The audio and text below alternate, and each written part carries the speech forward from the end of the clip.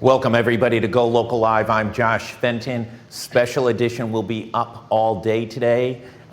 First, the big news, the Boston Marathon has been pushed off to next September, and the Masters has been delayed as well because of concerns relative to the coronavirus. I'm here in studio. We have Jeff Grybowski Skyping in. Jeff, of course, is the former CEO of Deepwater Wind, America's first offshore wind project. Jeff, thanks for joining us. Good morning, Josh. Listen, the financial markets have had as rough couple of weeks as anything we've seen in our lifetimes, and the energy sector has been maybe the hardest hit. Let's talk about what you're seeing as really an energy expert as to what the implications are to what's going on around the globe. Yeah, well, we certainly saw a pretty unprecedented move about a week ago when Saudi Arabia and Russia could not come to an agreement on fixing oil production between the two countries and OPEC. It had a very immediate impact on the market. And what that meant is that Russia decided they were going to continue producing a lot of oil. The Saudi Arabia wanted to cut production in order to keep oil prices higher. But the two countries couldn't come to an agreement. And, you know, it's not a great thing that we have these oil cartels that are running global energy prices, but that's the reality of the world that we're living in. So when Russia and Saudi Arabia decided that they couldn't come to an agreement to cut production, both independently decided to increase oil production. And on top of that, Saudi Arabia decided to cut prices. And so the impact of that is that almost overnight, the price of crude oil went down by about 25%. And that was an extraordinary shock to the energy markets globally. One of the implications of this is it's made American-produced oil more expensive than the rest of the market. Is that correct? Well, yeah, remember, the U.S. is the #1 producer of petroleum products in the world today, and that was not always the case. You know, we've doubled our oil production over the last decade. You know, if you just have to go back to the mid-2000s, 2005, 6, 7, the U.S. was importing more than 10 million barrels of oil a day. And now we are a net exporter of petroleum products. So the last decade, a lot has changed. And that production, that new U.S. production, has come from this shale oil that is principally in Texas, West Texas, a place called the Permian Basin, and also in North Dakota, where these shale companies developed this technique called fracking that allowed them to reach deposits of oil that were not available using traditional sources. So over the last 10 years, the oil business, the oil drilling business in the U.S. has become a huge, huge industry and a big part of our economy, and has placed the U.S. even above Saudi Arabia in the production of oil.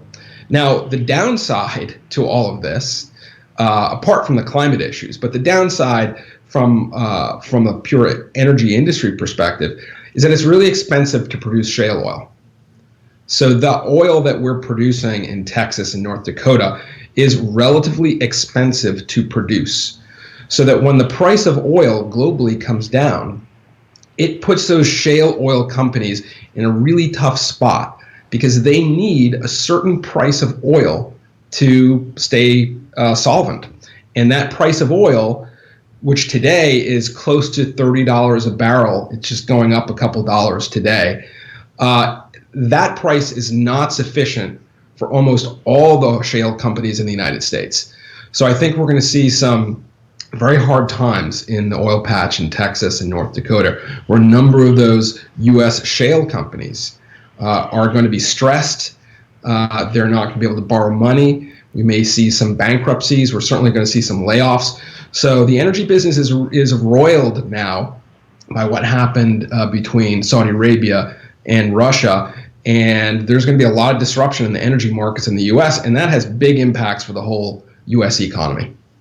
Should the federal government intervene here, either with some price stabilization, some tariffs, or is that just going to exacerbate this to being a greater economic global confrontation? Yeah, I think long term, it's probably a good thing that we don't have these oil cartels propping up the price of oil, right? So remember, when the price of oil goes down, although these shale companies are going to be stressed financially, it means gasoline prices are lower for consumers across the country. Help consumers and help other business who are able to maybe save in some other places that the coronavirus is creating a lot of stress over. That's right. Now, the implications for clean energy are kind of, people are still trying to figure that out. So, you might think oil prices are becoming lower. Gasoline is lower priced, which means that gas-powered automobiles are maybe now looking more competitive this week than they were a couple months ago versus all-electric vehicles. So that decrease in oil price has some folks in the electric vehicle market worried. But we're just starting to see how this is going to play out. So I think some of those fears are maybe a little overblown right now. What's the opportunity for renewables? I mean, obviously, you had a significant, what I like to call 10-year overnight success in developing Deepwater wind off the shores of Rhode Island, between the coastline and Block Island. This has been a long-term emergence of the renewable energy markets, and this creates some opportunity, correct? I think so. I think that one of the real big lessons to be drawn here is that the fossil fuel business, the oil business in particular, is very volatile, and it's subject to these huge geopolitical issues. It should be very troubling to us that a spat between Russia and Saudi Arabia can wreak this kind of havoc on our economy. So moving away from dependence, not just on foreign oil, but oil period, is a good thing long-term for our economy. Because remember, oil is a global product. We export oil in the U.S. and we also import oil, even though on the net, we are a net exporter, because oil is fungible and there are different kinds of oil. So even though we're producing a lot of oil in the U.S., we're still very dependent on these decisions that folks in Russia and Saudi Arabia are making. So I think this is a lesson about the volatility of fossil fuels and the global pricing of fossil fuels. It's a lesson in the geopolitics of fossil fuel and how it can impact our daily lives, decisions that are made far away. And clean energy doesn't suffer those same weaknesses, right? A solar project, a wind project, if you build it and it works, you don't care what Vladimir Putin thinks about the price of oil. If that wind farm is operating, it's pretty irrelevant. That the market price of fossil fuels is irrelevant. So it provides us with some resilience to build local clean energy projects. We are seeing natural gas prices come down as well. And so I think that is another one of the implications that we're going to see here, is that I think gas prices are low because we're also producing a lot of gas in the U.S. So I think long term, the trends are still very good for clean energy and natural gas. And I think oil, this is another black mark for the oil business. Let's talk about, the governor's talked about in roughly 10 years, Rhode Island being a renewable state, using all renewable sources. The New York Times about a year and a half ago had a story in which 96% of Rhode Island's electricity is generated via natural gas and produced outside of the state. We have an amazingly long way to go in developing renewables. And we also have this factor of sort of constant NIMBYism, fighting every city and town, every zoning board, every community in developing something that's going to be consistent. How do we achieve that goal and overcome these obstacles? I think we have lost Jeff. We have lost connection with Jeff Grybowski. We're going to tune out. We're going to come back in as soon as we get him back. Stay tuned. We'll be right back. Are we back? Jeff? I see you. Okay, he's back. Let me rephrase the question. The governor's set forth a target by 2030 of being a renewable state, our energy coming from renewable sources. Simultaneously, we've got about 96% of the state's electricity being produced via natural gas outside of the state. How do those two things work together? Yeah, it's a very ambitious goal. I think we can get there, but it will require a whole lot of work by a lot of folks. It's going to require a lot of wind. It's going to require a lot of solar. Some of that wind and solar will be located outside of the state, and we will bring it in to the state through contracting.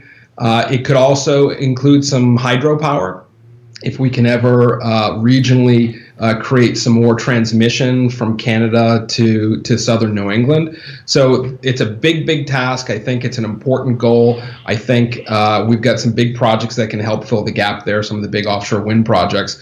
But it's certainly an exciting goal. And whether we hit 100% or 90% or 80%, getting there, that push to getting there is a very worthwhile thing.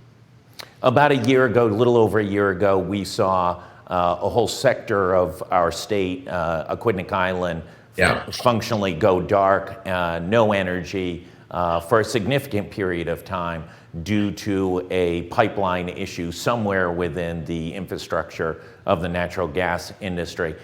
Right. Is there enough learning from that and enough urgency to be able to push things through? We've seen onshore wind projects and onshore solar projects seem to hit speed bumps in almost every community across the state by neighbors and town councils and planning boards and zoning boards.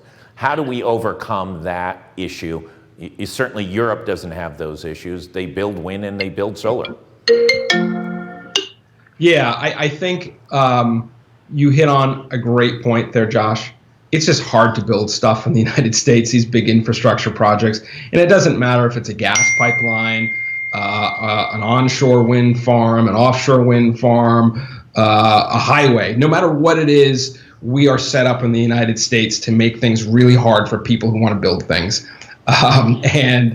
Unfortunately, we tend to not make these decisions about building things until we're at the point of crisis. So hopefully, we have enough political pressures to get some of these big projects done. I think, natural gas supply is important for heating in New England. We're a northern region. We need that natural gas until we actually have the infrastructure to transition to an electrified heating system, which I think is something that we ought to be moving towards. But in the meantime, we can't have tens of thousands of people have disrupted gas service. So you hit on a great point. I don't have any magic answer to that one. It takes perseverance and a lot of hard work to get these projects done. Let's jump over to the overall economy, wrap up there. We're seeing a significant economic downturn, maybe at least in the short term. It's as significant as what we saw on Wall Street a little more than a decade ago. It has the tendency to sometimes cause people to panic. What's your advice as an entrepreneur to business owners, small business owners, about how to deal with this issue right now? If I own a restaurant, I just lost 50 to 80% of my customers. I can't sustain that forever. What's your advice to folks? Yeah. Well, I would say that every day seems to bring 10 new stories. So with that kind of information overload, I guess my personal reaction is to sit back a bit and let things develop. There's too much information. Much of what we see happening is based on emotion and fear right now. And I think we don't have enough facts to really determine what the longer term trajectory is. So for me, this is a time to calm down, slow down, try to gather the facts, and gradually over time start to see what the trajectory is. Because if you have a business that you believe in, then long term, you should still believe in it unless something fundamental has changed. And hopefully, you've built your business to be resilient to these kinds of ups and downs. Jeff Grybowski, thank you so much for joining us today. Let me just give a little update. At 12 noon, we'll have Dr. Michael Fine back on our daily update at 12 noon, former Director of Health for the state of Rhode Island. And at 2 p.m., we'll have Jean Lesseur, former Chief Editor at France 24, a leading European journalist. He's going to be Skyping in to talk about what the implications are of the coronavirus on Europe and its relationship with the United States. Jeff Grybowski, thanks so much. We'll see everybody back at 12 noon. Thank you.